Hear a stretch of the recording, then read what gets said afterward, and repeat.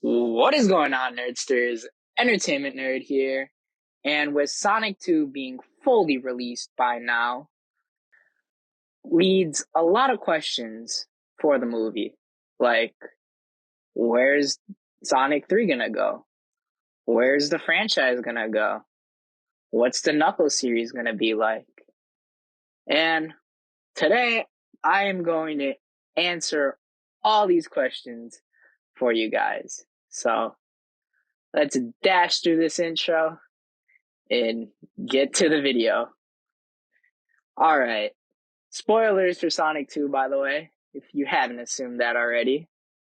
But during the post-credit scene, we see the gun organization going through and confiscating all of Eggman's technology. Now, we know Dr. Robotnik, Eggman, got all of his technology through government funding. They mentioned it in the first movie, and they mention it again in this movie. So, that's why at the end of the film, the government's confiscating all this technology. Well, the government finds Project Shadow, which introduces Shadow the Hedgehog. Now, we obviously know Shadow the Hedgehog is gonna be in Sonic 3. Probably as the main antagonist, I would assume in Sonic 3. I can 90% confirm he will be the main antagonist in Sonic 3. But what I'm more interested in Sonic 3 is Shadow's backstory. And this is where I think it gets so interesting for not only Sonic 3, but the Sonic world, the movie world. Because Shadow's original origin, he was made by Dr. Robotnik's dad, Gerald Robotnik. Gerald Robotnik made Shadow in an attempt to save his daughter from an illness. So he was going to attempt to clone his daughter, but the cloning went wrong, which resulted in the creation of Shadow. That's the origin in the show, Sonic X. That's where it's most prominently shown in, and I'm pretty sure they show it in the games. I'm not too sure about that, but I know, in fact, on Sonic X, there's a whole episode dedicated to that. Now, they could go the standard origin of that, but I don't think they're going to do that. Because, as we know with the Chaos Emeralds, they don't mind changing up the Sonic lore for their movie world and universe. So what I think could happen, and part of this does rely on Jim Carrey's coming back, because we do know, and there's been interviews where Jim Carrey said this is his last movie, he might want to retire after this. Which, I don't think you really need Jim Carrey for Sonic 3. I think it's going to be if Jim Carrey wants to come back, and if Paramount's willing to pay Jim Carrey money, because Jim Carrey's not coming back cheap. Because, one, you already did the story with Dr. Robotnik. I don't think you can go anywhere more further with the Dr. Robotnik story. But what I do think they can do is, in Sonic 3, have Jim Carrey's Dr. Robotnik return in flashbacks as him being the one to create Shadow. Not his dad, Gerald, but him.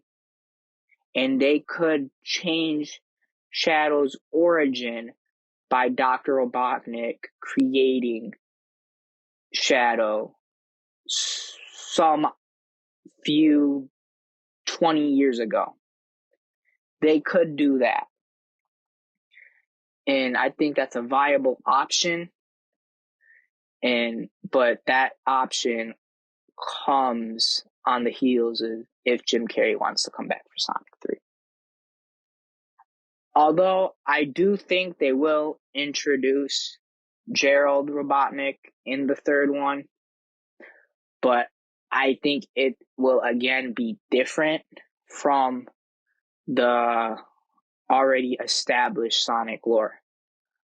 I think Gerald can be the head of the gun organization, because we do know, like I just said in the previous segment of this video, that Gerald Robotnik, he's Dr. Robotnik's dad. Dr. Robotnik got everything, all of his technology, funded by the government. If he's a villain, why would he get funded by the government? Because Robotnik in this movie and in the first one seems very detached from the government. So you would think, why would they fund Dr. Robotnik? For what reason would they fund him?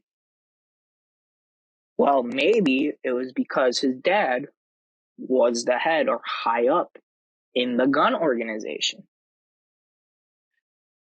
And that could be how they introduced Gerald Robotnik, and they could throw in his daughter. And I think it's very likely they will, because they want to establish more characters in this world. So that's the first thing I think they can do with Sonic 3. Now going into more Shadow, I am so stoked. I can't even speak because I'm so excited talking about this. I am so stoked for Shadow coming in. And what I'm more stoked about is seeing Shadow, but also the Team Dark. Because when you get Shadow, I think this is a prime opportunity to introduce Rogue. Now, I guarantee you Rogue's going to be coming in this franchise. I can 100% confirm and guarantee you that if I had to bet my money on Rogue showing up in Sonic 3, I would probably take a 70 to 80% chance, because you could introduce Rogue, an ally of Shadow, which eventually Rogue does become an ally of Sonic in the third one. But I wouldn't put it past them for the fourth, to put in the fourth one. Because I think Sonic 3 will just be a straight up Shadow versus Sonic movie. But then Sonic 4, oof. Sonic 4, they are going to have Metal Sonic. Guaranteed, confirmed Metal Sonic. I don't think they're going to do it in this third one because they're going to introduce Shadow. I think the fourth one, Metal Sonic, because you have to do Metal Sonic. Like that's the big character. Because while they could do it in 3, I don't think they're going to have Shadow and Sonic team up. I think you give Shadow and Sonic their own movie, duke it out, and then in the fourth one, you introduce Metal Sonic, which that's going to be so exciting. Oh my god, I can't wait for Metal Sonic. Although I do think with Sonic 3, they will introduce Amy. Because ultimately, where I think this franchise wants to go and will go, I think they want to do Sonic X. If you don't know what Sonic X is, I alluded to this earlier. Sonic X was a TV show back in the 2000s, but it's mainly the Sonic team of Sonic, Knuckles, Tails, Amy, and eventually Rogue joins in. I think they want to do that type of Avengers-like team for Sonic. Now, they could do Sonic Boom, but no one likes Sonic Boom, and no one's played Sonic Boom. Cartoon of Sonic Boom is great. I mean, it's I don't know if it's great, but it's good. It's enjoyable. I watched a couple episodes, but I think everyone's more known and aware of Sonic X. So I think they'll do Sonic X. That this is going to lead into Sonic X for Sonic 4, where it'll be the Sonic X team facing against Metal Sonic. Because Metal Sonic is powerful. And the Sonic's going to need help. So I think that's where the franchise is going. But lastly, well, I can't forget, is if you didn't know, Paramount did greenlight and is making a Knuckles spin-off series on Paramount Plus, in which I definitely do think this will probably be a prequel. I really don't think it would be a continuation of the Knuckles story, because one, I think the budget constraint is going to be less than the movies. So I don't think they're going to have a continuation of Knuckles stories without Sonic or Tails. I wouldn't doubt Sonic shows up, though, if they are going to do a prequel, because this series most likely will be a prequel showing the Echidnas in Longclaw's tribe before Knuckles met Sonic in the second one. So I think that can actually be super interesting, and because you're going to dive into more of that lore and establish more of the franchise lore.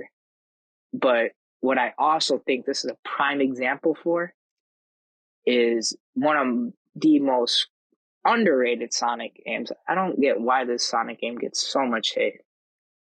Is they can introduce Sonic the Black Knight lore. They can put lore in that video game into this series when you dive into the lore of the Echidnas and Longclaw's tribe. And I wouldn't put it past them if they do that.